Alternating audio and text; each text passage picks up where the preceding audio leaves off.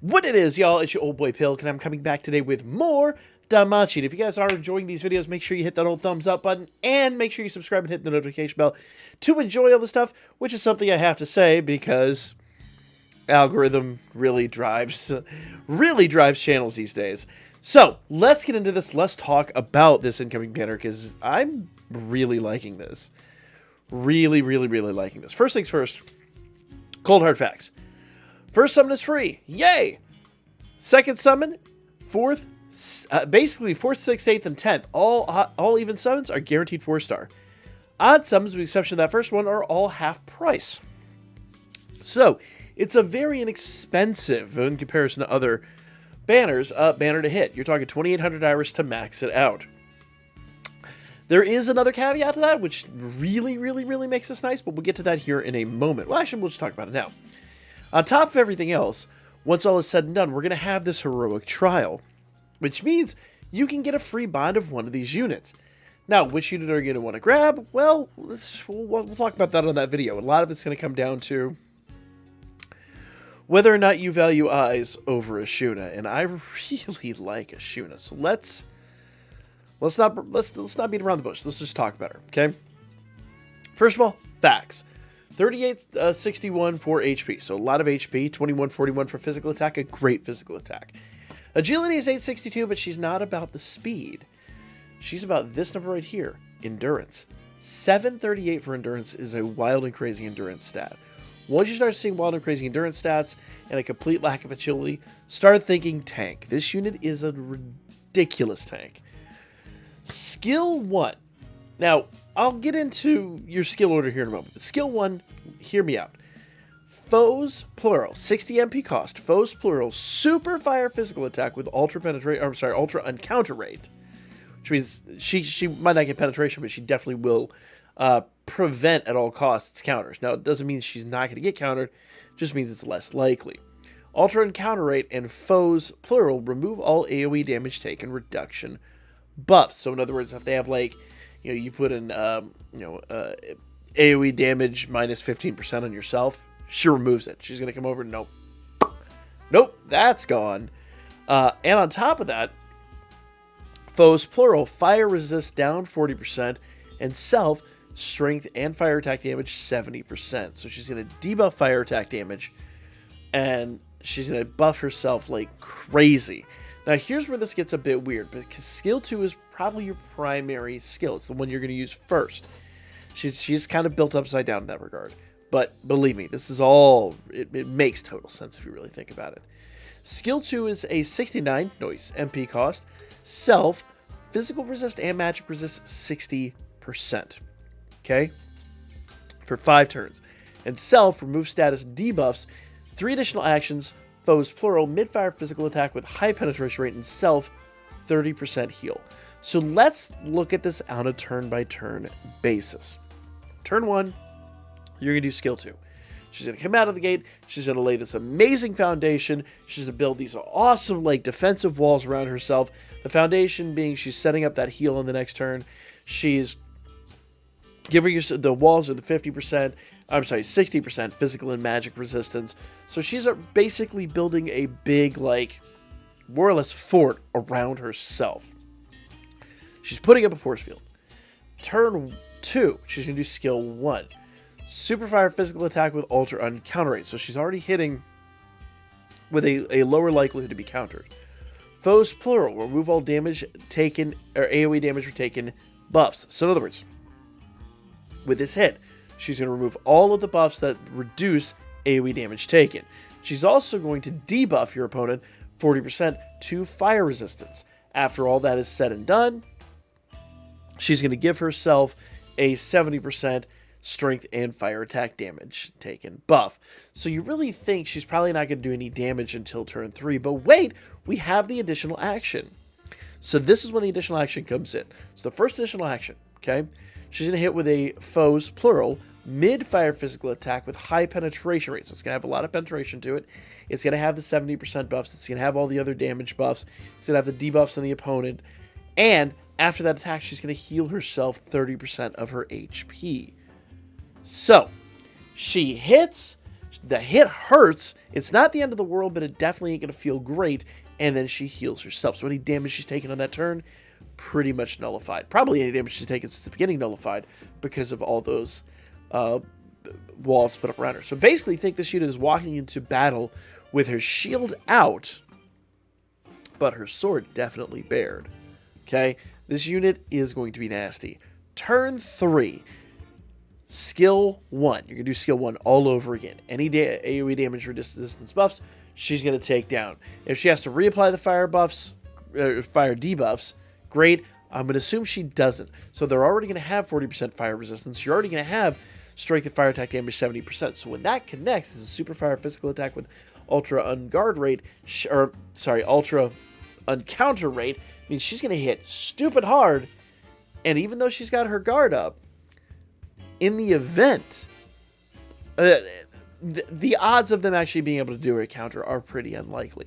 They can still, counter rates can be buffed and all that stuff, so she could take a counter, but odds are pretty good not. So she's going to hit stupid hard, but she's still got her defenses up. This unit is basically designed not to die. She is a tank through and through. So if you didn't get Otarl, if you didn't get Gareth, if you didn't get Gross, you got a good tank now. If you have any one of those other units, amazing. She is going to be a really strong asset for any stall team. This unit is going to be nutty. But that's not the end of what she does, because that's skill 1 and skill 2. Because your build order, remember, is skill 2 and then spam skill 1 until you have to rebuff skill 2 and then spam skill 1 again. In reality, it's kind of designed so that by turn 3, she's murdered everybody. But let's say for the sake of argument, you have one foe left and you really need to take them down. Skill 3, 41 MP cost, foe singular. High fire physical attack with ultra unguard rate, skill damage plus 70% per self, strength buff. Remember, she gave herself 70% strength. You're going to have buff strength on the assist side too. That becomes a 140% hit with ultra unguard rate. She's going to come out of the gate swinging, and she is going to hit hard and fast. That means that this unit is not just good for Wargame.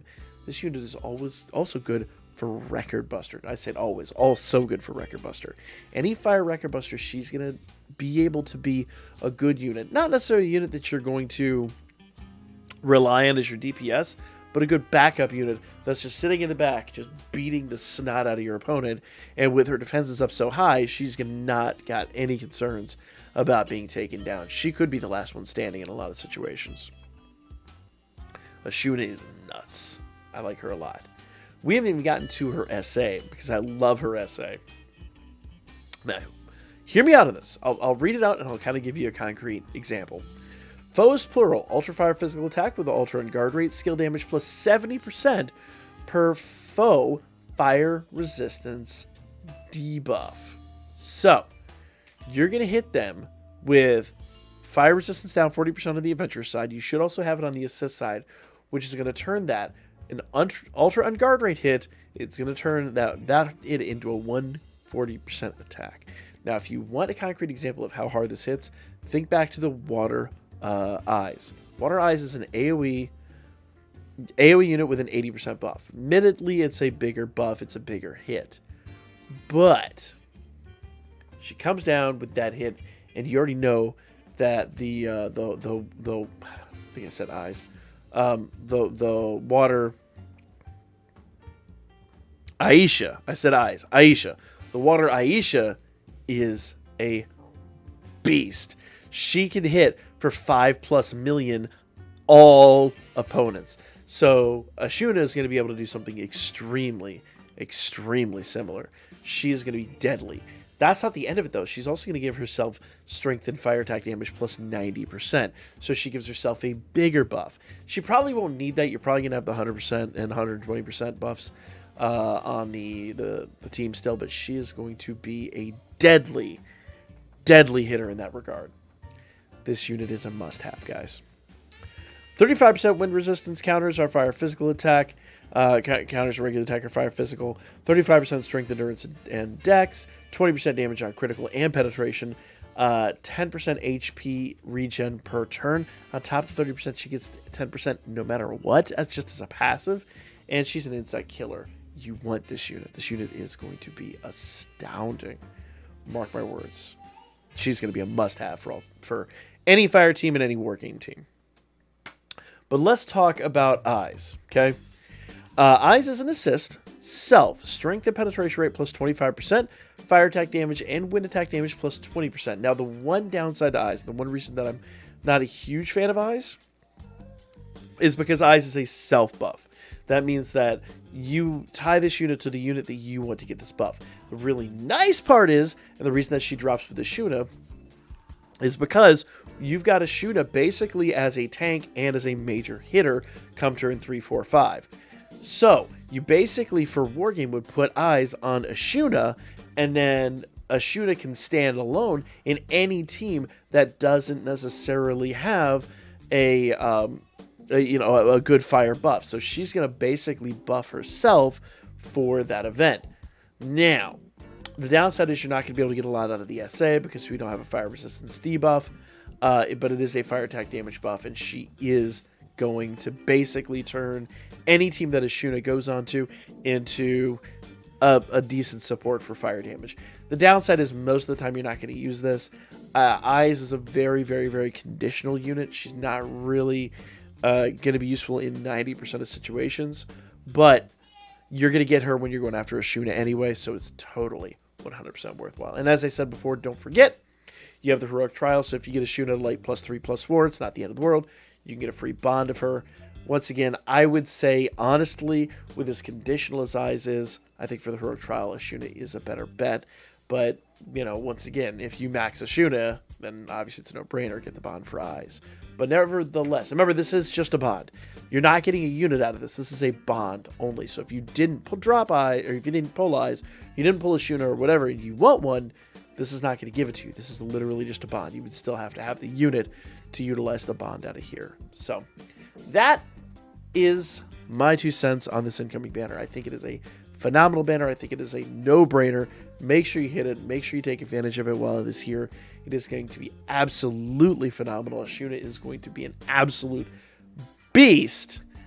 And this, unfortunately, does sunset, or at least begin the process of sunsetting the Executioner collab, unfortunately. But these units have been really, really good from this point on. You probably want to save for the anniversary, guys. That anniversary is just over a month away. So it's time to stop spending, buckle down, save. This should be the last banner you hit until that new banner drops. But for now, until the anniversary banner drops, I should say. So for now, like, comment, share, let me know your thoughts down below.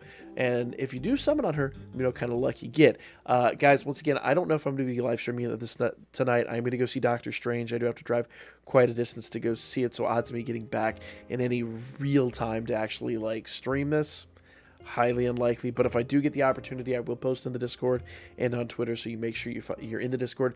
Make sure you're following my Twitter and all that stuff. But also, make sure you've subscribed and hit the notification bell, because it will alert you when I do go live, if that does happen tonight. So, stay tuned, guys. We'll figure it out. I'm going to play that by ear. But for now, happy hunting, and I'll catch you guys all on the next one. We do have the EX missions coming up, guys, and I'm working on a fun one. If this pans out, you guys might be shocked. I might have a really good one for you on those EX missions.